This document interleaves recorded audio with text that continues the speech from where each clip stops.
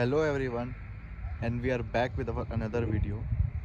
And today we have with us is Maruti Suzuki Swift. This is the latest version which is currently available in the market. If you buy a Swift today, you will get this version only. And we have today is VXI version. So let's start with the key. Here's the key of the Swift. एक traditional Maruti style की है, काफ़ी गाड़ियों में आपने ये देखी होगी। इसमें सिर्फ दो ही फीचर हैं, एक अनलॉक और एक लॉक। आइए चलते हैं गाड़ी की तरफ और देखते हैं फ्रंट व्यू से गाड़ी कैसी है।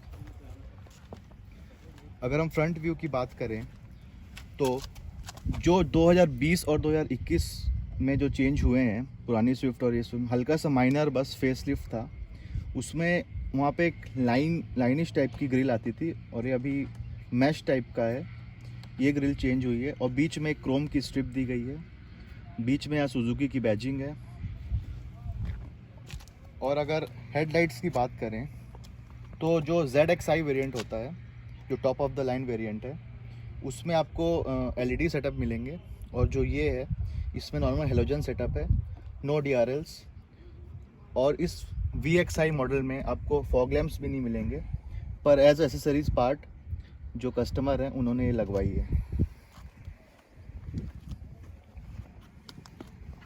और अगर हम टायर की बात करें तो इसमें 165 R80 14 मतलब 14 इंचेस के स्टील रिम्स आते हैं। और जो ZXi वेरिएंट है उसमें आपको एलॉय व्हील्स ही देखने को मिलते हैं।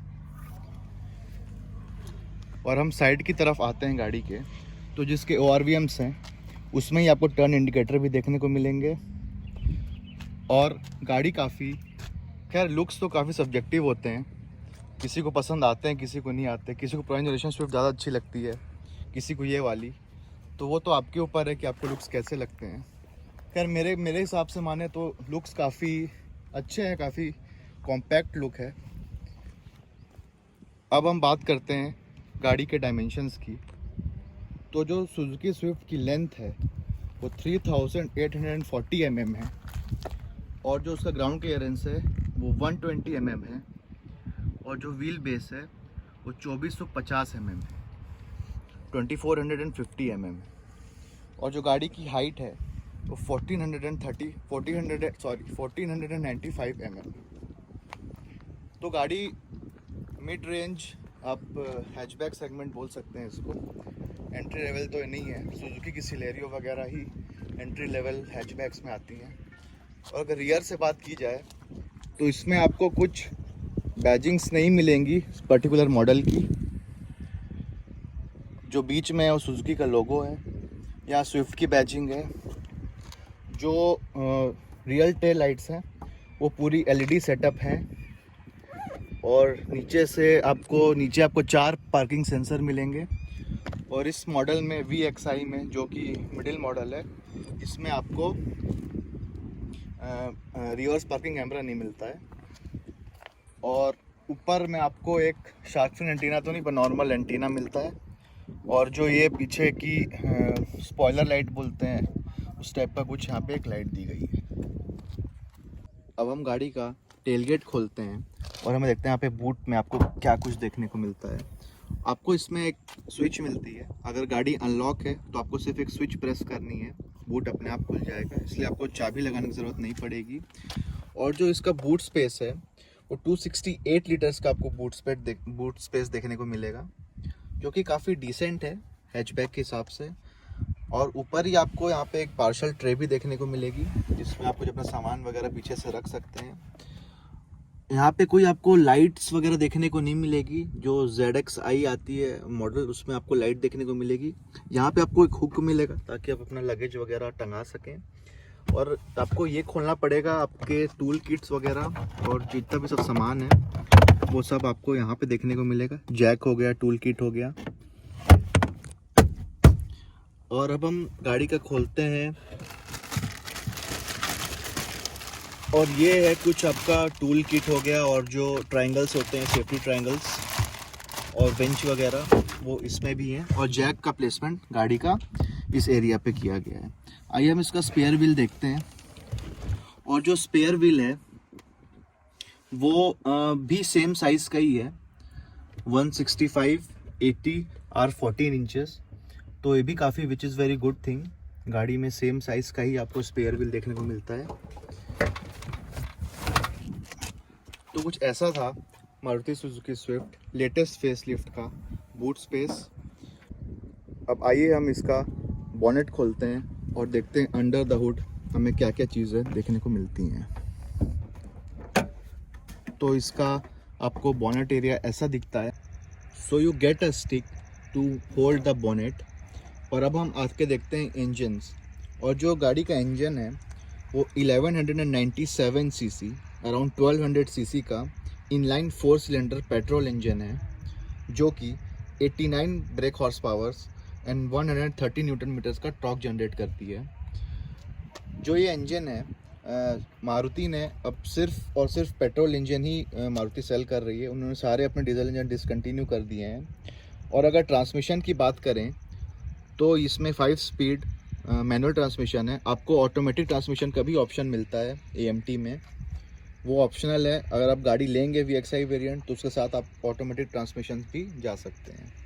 इंजन बे भी काफ़ी साफ़ है, ऑलमोस्ट गाड़ी नई ही है, एकदम न्यू गाड़ी है, करंट जनरेशन है, लेटेस्ट मॉडल है। तो ये था कुछ इंजन के अंडर द बॉनेट स्पेक्स। अब हम चलते हैं गाड़ी के अंदर और देखते हैं हमें इंटीरियर में क्या कुछ देखने को मिलता है। तो ऐसा दिखता है कुछ latest Swift facelift VXI variant का इंटीरियर। आप जब अंदर बैठेंगे तो आपको ऐसा व्यू मिलेगा। तो हम स्टार्ट करते हैं डोर से। तो यहाँ पे आपको डोर में एक क्रोम की फिनिश मिलेगी और नीचे आपको चारों पावर विंडोज़ के कंट्रोल मिलेंगे। और जो driver side power window switch है उसमें सिर्फ ऑटो रोल का ही फीचर है, ऑटो अप का फीचर नहीं है। यहाँ पे आपको डोर लॉक और अनलॉक करने का मिलेगा और ये चाइल्ड सेफ्टी लॉक है। और यहाँ जो कंट्रोल है वो ये ORVMs का है। आपको सिर्फ इसमें ऑटोमेटिक एडजस्टेबल ही मिलेंगे, फोल्डेबल नहीं मिलेंगे। और अगर हम डोर बंद करें तो कुछ ऐसी आवाज़ आपको आती है। डोर के साथ ही साथ आपको यहाँ पे एक हेडलाइट लेवल का स्विच, यहाँ पे फॉग लैंप्स के स्विच और यहाँ पे गाड़ी ऑटो स्टार्ट और स्टॉप। जब आप कभी ट्रैफिक में रहेंगे और गाड़ी न्यूट्रल में है, आप क्लच छोड़ेंगे तो गाड़ी अपने आप ऑफ हो जाएगी और जैसे ही आप क्लच दबाएंगे गाड़ी ऑटोमेटिक ऑन हो जाएगी। तो ये उसको अब टर्न ऑफ और ऑन करने का फीचर है। और अगर AC वेंट्स की बात करें तो इसमें कोई क्रोम फिनिशिंग वगैरह नहीं है, नॉर्मल बेसिक AC वेंट्स हैं। अब हम आते हैं इंफोटेनमेंट सिस्टम पे। तो इंफोटेनमेंट सिस्टम भी आपको 2D ही मिलेगा, आपको कोई टच स्क्रीन वगैरह देखने को नहीं मिलेगी इसमें। और जो AC कंट्रोल्स और AC नॉब्स हैं वो भी मैनुअली एडजस्टेबल है, नो ऑटोमेटिक AC कंट्रोल्स भी इसमें नहीं आते हैं, जो कि आपको ZXi टॉप वेरिएंट में देखने को मिलेंगे। और अगर प्लास्टिक क्वालिटी की बात करें तो भी काफ़ी हार्ड प्लास्टिक का यूज़ किया गया है। यहाँ पे कुछ सिल्वर टाइप का टेक्सचर दिया गया है, जो कि थोड़ा इस पोर्शन और इस पोर्शन को सेपरेट करने के लिए इसको यूज़ किया गया है। अब ग्लव बॉक्स खोल के देखें तो इसका ग्लव बॉक्स भी डिसेंटली डीप है, आपके पेपर वर्क वगैरह सब इसमें आ जाएंगे।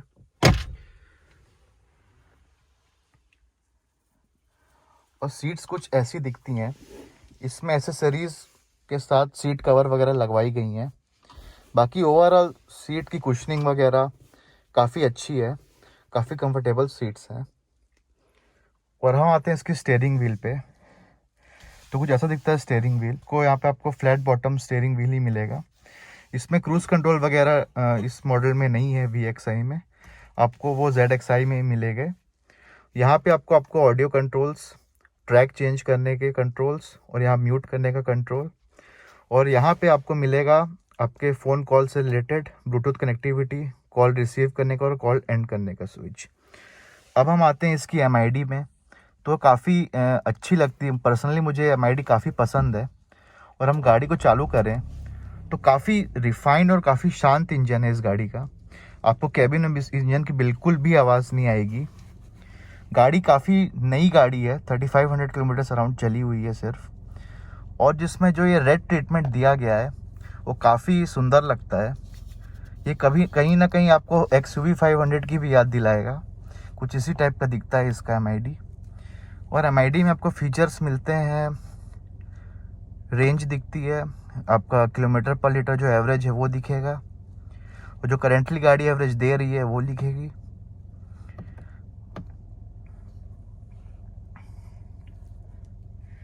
अगर हम ऊपर आए तो आपको यहाँ पे auto dimming rear view mirror नहीं मिलेगा, आपको मैनुअली ही वो डिमिंग करनी पड़ेगी।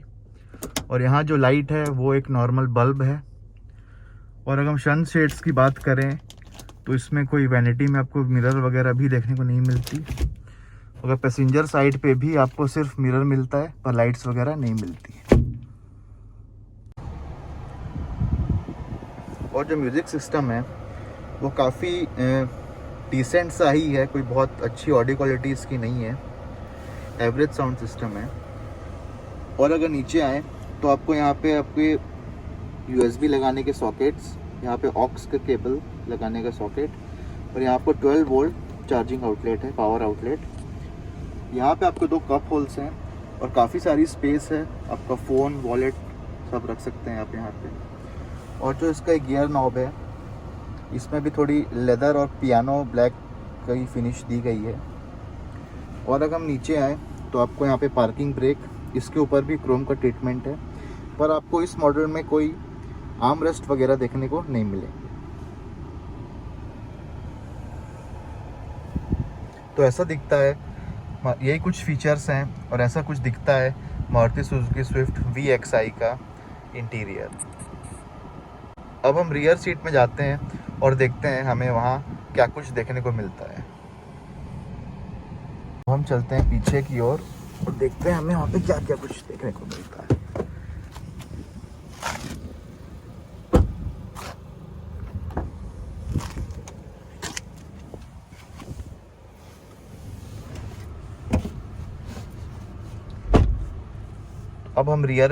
अब हम गाड़ी के रियर में आ गए हैं और मेरी ड्राइविंग पोस्चर के हिसाब से मुझे ड्राइवर साइड के पीछे तो ठीक है, काफ़ी डिसेंट लेग रूम है, काफ़ी डिसेंट ही अंडरटेड सपोर्ट भी है। और अगर हम सेंटर में आए तो कुछ ऐसा दिखेगा आपको पीछे से मारुति सुजुकी स्विफ्ट कैबिन। क्या शायद सारी सीटें काफ़ी पीछे की गई हैं, इस वजह से मुझे यहाँ पे काफ़ी नी रूम नहीं मिल रहा। बाकी मेरे टाइप के ब्रॉड लोगों के लिए यहाँ पे शायद 3 लोग बैठना काफ़ी मुश्किल हो, पर अगर आप थोड़े लीन हैं तो फिर आपको यहाँ पे अब 2 लोग 3 लोग भी आराम से बैठ सकते हैं। और अगर हेडरेस्ट की बात करें तो आपको दोनों ही हेडरेस्ट एडजस्टेबल ही मिलेंगे, सब एडजस्टेबल हेडरेस्ट है। और पीछे आपको कोई एडजस्टेबल हेडरेस्ट देखने को नहीं मिलेगा। यहाँ पे पार्शल ट्रे भी दी गई है, पर इसमें आपको रियर डिफॉगर्स नहीं मिलेंगे।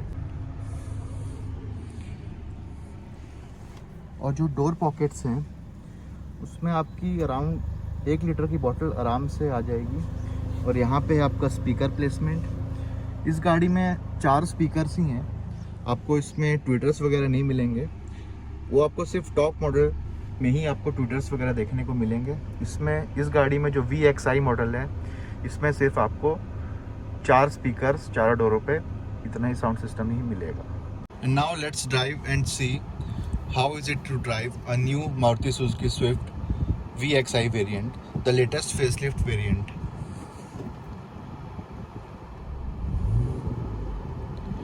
And now we are driving the Swift, and the first thing I noticed is the gear is quite short. You need to shift it very quickly. Gear काफ़ी जल्दी आपको शिफ्ट करने पड़ेंगे, इसमें काफ़ी शॉर्ट गियरिंग दी गई है। बाकी गाड़ी चलाने में काफ़ी रिफाइंड और काफ़ी स्मूथ है। जो सुजुकी का इंजन है वो फेमस ही इसीलिए है क्योंकि इसके रिफाइनमेंट के लिए। और जो एक कुछ कर्व्स वगैरह रोड में है, ये सब में भी काफ़ी कंपोज्ड है गाड़ी, और आपको बैलेंस भी काफ़ी अच्छा मिलेगा। हैचबैक गाड़ियों का यही एक ख़ास बात है कि जो ये रोड से चिपक के चलती हैं, तो आपको काफ़ी कॉन्फिडेंस देती हैं। बाकी गाड़ी अपना प्रॉपर अपना स्वीट टाइम लेती है एक स्पीड रीच करने में। आपको पंची परफॉर्मेंस तो बिल्कुल भी नहीं मिलेगी इसमें, काफ़ी डिसेंट परफॉर्मेंस है, पर ठीक है, सफिशिएंट है काफ़ी, ऐसे कोई बहुत कमी भी नहीं है पावर में। बाकी पंची परफॉर्मेंस तो बिल्कुल नहीं मिलेगी। फॉर एन एंथुसियास्ट गाड़ी तो काफ़ी डल टाइप की आपको लगेगी, पर जो मेजर ऑडियंस है, जो एक स्विफ्ट की सबसे ज़्यादा सेल का रीज़न है, जो गाड़ी इतनी बड़ी मात्रा में बिकती है, वो इसी कारण है क्योंकि ओवरऑल आप जो पैकेज देखेंगे, आप इसका कंफर्ट का और ड्राइविंग का, सस्पेंशंस का, तो वो काफ़ी बढ़िया है। जो एक नॉर्मल सिटी कम्यूटिंग, थोड़े बहुत हाईवे कम्यूटिंग और आपको एक कंफर्टेबल टूरिंग के लिए बढ़िया है।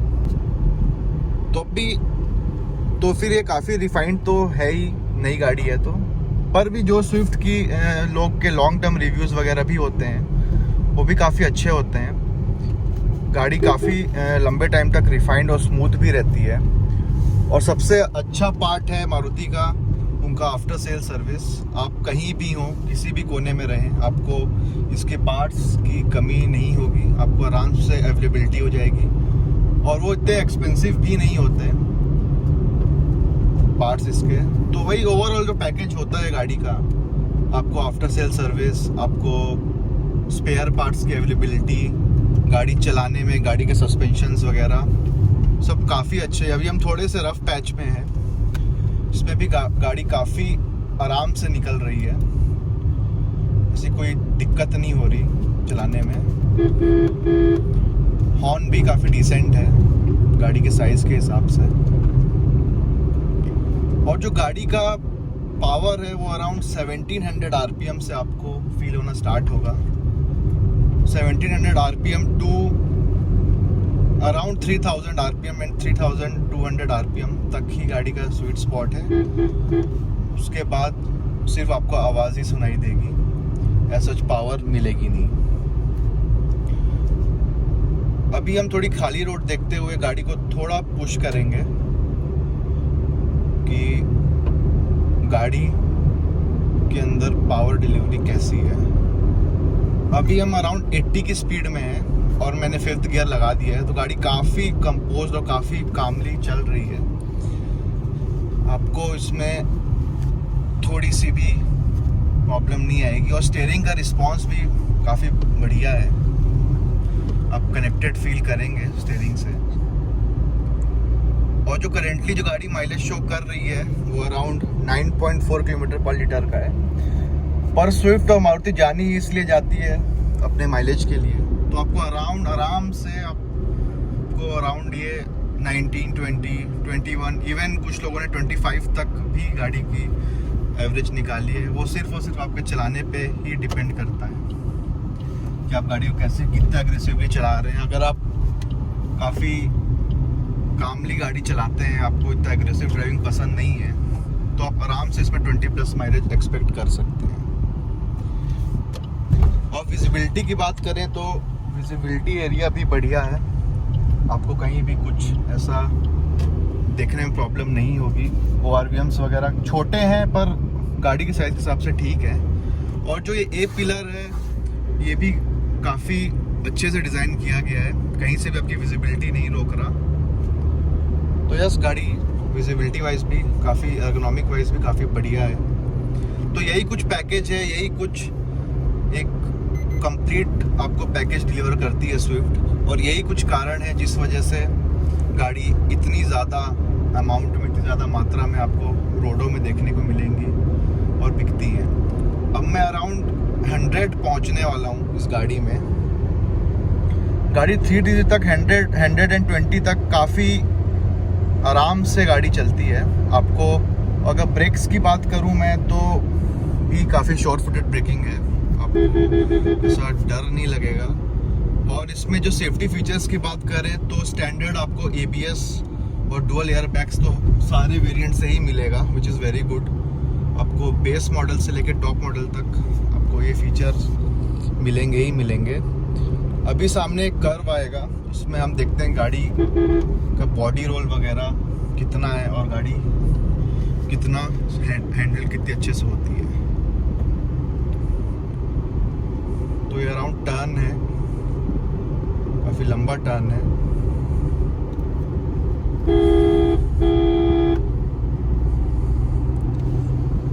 तो हाँ, गाड़ी काफ़ी लाइट वेट है गाड़ी।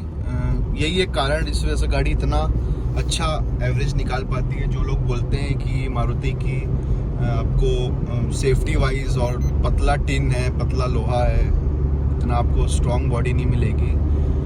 तो जब आप इतना एक्सपेक्ट करते हैं एवरेज का, माइलेज का, तो कहीं ना कहीं कॉम्प्रोमाइज़ तो आपको करना ही पड़ेगा। इस वजह से भी एक कारण है कि मारुति की गाड़ियाँ थोड़ी हल्की होती हैं वेट पे। तो उसी के हल्केपन के कारण ही आपको अच्छा एवरेज भी मिलता है। गाड़ी आपको काफ़ी अच्छा एवरेज देगी और पॉकेट फ्रेंडली भी पड़ेगी। तो यही था कुछ मेरा ड्राइविंग एक्सपीरियंस इसका। तो मारुति सुजुकी स्विफ्ट जो ये VXI वेरिएंट है, फेसलिफ्ट वेरिएंट, ये अभी एकदम करंट और लेटेस्ट मॉडल है। आपको अभी भी मार्केट में सेम गाड़ी ही मिलेगी, पर अगर एक 6 स्पीड मैनुअल ट्रांसमिशन होता तो शायद आपको 120 में भी काफ़ी एक रिफाइंड एक्सपीरियंस मिलता। और जो इसका AMT आता है, ऑटोमेटेड मैनुअल ट्रांसमिशन, पर्सनली तो मुझे वो बिल्कुल पसंद नहीं है, काफ़ी जर्की और काफ़ी लैगी है। तो अगर आपको ऐसे कुछ कंपल्शन नहीं है कि आपको ऑटोमेटिक ही लेना है, तो आप डेफिनेटली एक मैनुअल पे ही जाइए, क्योंकि ऑटोमेटिक इतना एंगेजिंग भी नहीं लगता है। वो काफ़ी डिले करता है अपने शिफ्ट्स पे। तो यही था कुछ मेरा driving experience Maruti Suzuki Swift का। तो आप कैसे लगा आप मुझे बताइएगा, and comment your thoughts in our comment section, and don't forget to subscribe, like and share our video. This is our second video, and thank you for watching, and please keep supporting.